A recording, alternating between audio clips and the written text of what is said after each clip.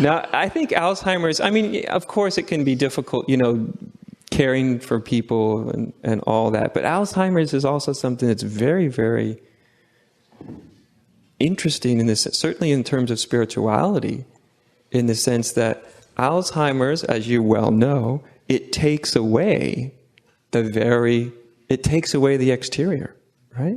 So after a while, mom isn't mom anymore, right? Or dad, they're all of a sudden, they're not dad. What happened? Where's mom? Where did she go? That's what I knew her as. Or it could be sister, brother, whatever. The person that I knew is no longer there. Alzheimer's takes that away, right? It literally just takes it out of the brain. So the whole exterior is taken away. But the person's still there. Whatever they are is still there. Something's still there. As you said, right? You can look in the eyes and you have that intuition. Something's there. What is that that's there? Mm-hmm. Right? What is that? See, to me, that's a great question. I don't want to answer that question for you.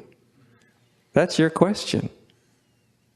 Because it's in your parents, where you see, the Alzheimer's has taken away the persona, it's taken away the role, it's taken away the person as I knew them, and yet there they are. What are they really? They don't just immediately disappear because their roles and their personas and even their personalities are to a large extent removed. There's still, now what, you see, it can bring a whole new definition of what they are. A whole new definition. And it looks like such a miserable state. I mean, it looks like it.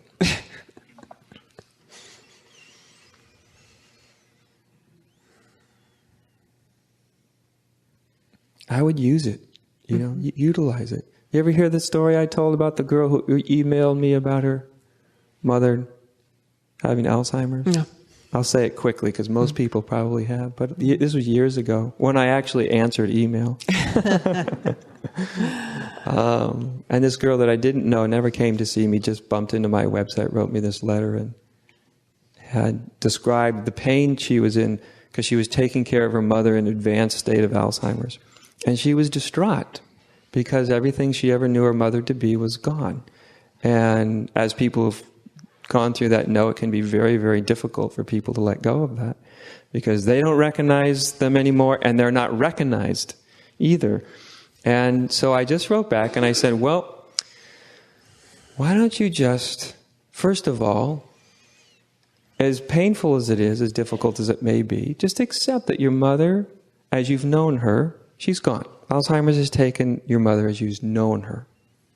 But she's still there. She's still there in that bed. Mm-hmm. So what she really isn't gone. Mm-hmm. Right?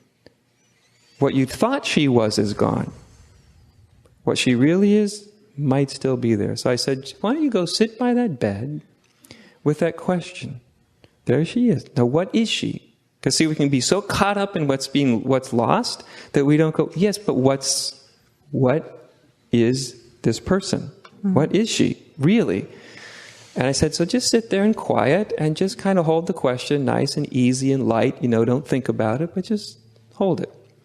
So I wrote that back pretty short and I sent it off. I got an email back a week or two later and she said, I did what you suggested, which I thought, hallelujah. And that's a big step right there.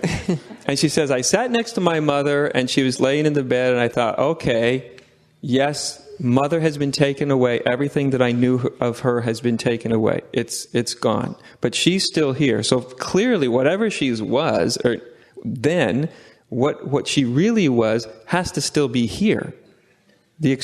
Everything else, what I knew her as, has been taken away. So what's this person in the bed? Who are they? So she sat there in quiet, and as she wrote to me in her email, she just, all of a sudden, this realization just dawned on her.